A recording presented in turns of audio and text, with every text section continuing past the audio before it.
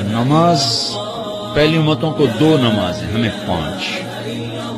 پہلی امتوں کی مسجد کوئی نہیں، ہماری مسجد. پہلی امتوں کی اذان کوئی نہیں، ہمیں اذان ملی. اور اذان اتنا بڑا عمل بنا دیا میرے نبی نے کہ آپ نے فرمایا کہ اذان دینے والا قیامت کے دن سب سے اونچے مقام پر کھڑا ہوگا.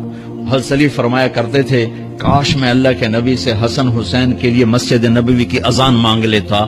یہ حضرت علی فرمایا کرتے تھے. اور جنگ قادسیہ میں مؤذن زخمی ہو گیا تو اذان دینے کے شوق میں سردار آپس میں الجھ گئے، کہتا میں دوں گا، کہتا میں دوں گا. پھر قرہ اندازی ہوئی جس کا نام نکلا اس نے اذان دی. حضرت عمر فرمایا کرتے تھے اگر میں امیر المومنین نہ ہوتا، اگر میں خلیفہ وقت نہ ہوتا تو میں مسجد نبوی کا مؤذن بننا پسند کرتا. کسی کو اذان نہیں ملی، ہمیں اذان. پہلا مؤذن بلال بنا. پہلے مؤذن اللہ نے بلال کو یہ عزت عطا فرمائی. دنیا میں یہ ہے اور آخرت میں یہ ہے کہ میرے نبی نے فرمایا کہ جب جنت میں جانے کا وقت آئے گا نا تو جنت کی میرے لیے سواری لائی جائے گی. میں اس سواری پہ بیٹھوں گا تو اس کی جو وہ رسی ہوگی نا وہ ایسے نیچے گر جائے گی، نیچے گرے گی. اس رسی کے یعنی اس کی جو لگام ہوتی ہے نا وہ نیچے گرنے کا مطلب ہے یہ ایسے نیچے گر گئی. اب نیچے گرنے کا مطلب ہے کہ اس کی ڈرائیونگ میرے نبی نے نہیں کرنی. کوئی آنے والا ہے، کوئی ڈرائیور آنے والا ہے جو رسی پکڑ کے چلے گا، کوئی کوچبان آنے والا ہے جو اس کو پکڑ کے چلے گا. رسی کا گرنا ایک انڈیکیشن ہے کہ کوئی نصیب والا اب آئے گا. جب آپ کی سواری کھڑی ہوگی رسی نیچے ہے تو اب سب کی گردنیں ایسے ہوں گی، کون؟ سب قیاس کر رہے کون کون کون. اللہ کی طرف سے اعلان ہوگا بلال کو بلایا جائے. بلال بلال. تو بلال آپ کی سواری کی لگام پکڑیں گے اور آپ نے فرمایا کہ سب سے پہلے میں جنت میں جاؤں گا اور بلال میرے ساتھ ہوگا، میری سواری کی لگام پکڑے ہو جائے گا. تو ہمیں اذان ملی، کسی امت کو اذان نہیں ملی. ہمیں 5 نمازیں ملی، کسی امت کو نمازیں نہیں. 2 نمازیں، ایک فجر کی 2 رکعت، عصر کی 2 رکعت. باجماعت نہیں، ان کو اپنی کتاب یاد نہیں، ہمیں قرآن یاد ہے. میرے مدرسے میں ایک بچہ اب ماشاءاللہ امریکہ میں وہ پڑھا رہا ہے، اس نے 30 دن میں قرآن یاد کیا.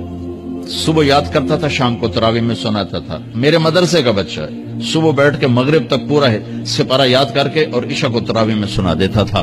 اللہ نے میں ایسا قرآن دے دیا کہ 1 مہینے میں بھی یاد ہو جاتا ہے. 3 دن میں بھی ایک بزرگ نے یاد کیا، 3 دن میں قرآن یاد کیا. اللہ نے ہمیں قرآن کی دولت عطا فرمائی، پڑھنے کے لیے 5 نمازیں عطا فرمائی، تہجد کی نماز عطا فرمائی، اوابین کی نماز دی، اشراق کی نماز دی، چاشت کی نماز دی. نماز کے کتنے دروازے کھول دیے. اور میرے نبی کی آخری نصیحت تھی میری امت نماز نہ چھوڑنا، نماز نہ چھوڑنا، نماز نہ چھوڑنا. اور اس 14 صدی میں کوئی موقع ہے نماز چھوڑنے کا تو وہ میرے نبی کے نواسے کی کربلا کا ہے کہ جب ظلم بھی انتہا پر تھا اور مظلوم بھی اپنی آخری حدوں پر تھا اور کائنات نے نہ ایسا ظلم دیکھا، نہ ایسے مظلوم دیکھے، نہ ایسی پاکیزہ ہستیاں دیکھی، نہ ایسے درندے دیکھے. تو سورج ڈھلا، نماز کا وقت ہوا ہے تو آپ نے سبحان اللہ، آپ نے زہیر سے فرمایا کہ شمر سے کہو نماز پڑھنے دے. نماز پڑھنی ہے، امت کو پیغام دینا ہے کہ یہ کسی حال میں چھوڑنے کا کام نہیں ہے.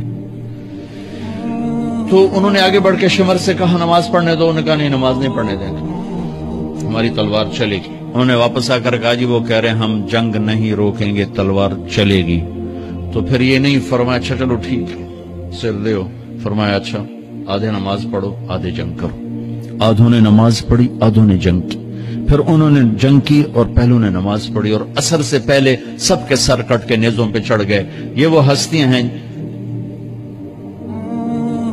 جن کو میرے نبی نے کہا میری آنکھوں کی ٹھنڈک حسن حسین، میرے جگر کے ٹکڑے، میرے جنت کے پھول. پتہ نہیں کیا کیا تشبیہات دی ہیں میرے نبی نے. اب جنت کے نوجوانوں کے سردار حسن اور حسین. اور پھر نماز نہیں چھوڑی. ان کو جنت کی بشارت تو ماں کے دودھ پیتے مل گئی تھی، کربلا کی وجہ سے نہیں ملی سرداری ان کو. وہ تو ان کے سر کا صحرا ہے الگ. ان کو سرداری جنت کے ملی ماں کا دودھ پیتے ہوئے کہ جنت کے نوجوانوں کے سردار ہیں حسن اور حسین. نماز نہیں چھوڑی میرے عزیزو، نماز نہ چھوڑ. اللہ کا شکر ہے میں آپ بچوں کو دیکھ کے مجھے اپنا کالج کا دور یاد آ رہا ہے. ہمارے دور میں ایک نعیم الدین صاحب گورنمنٹ کالج لاہور میں تبلیغ کا کام کرتے تھے اور وہ اکیلے ہی نماز پڑھتے تھے، کوئی نمازی نہیں ہوتا تھا، اور کسی لڑکے کی داڑھی نہیں تھی، کسی لڑکی سوا سے ایک نعیم الدین کی۔ اب ہر کالج میں جائے داڑھیوں والے بچے نظر آتے ہیں، ٹوپیوں والے بچے نظر آتے ہیں، کوئی لڑکی کے سر پہ دوپٹہ نہیں ہوتا تھا، کوئی ایجوکیشن تھی۔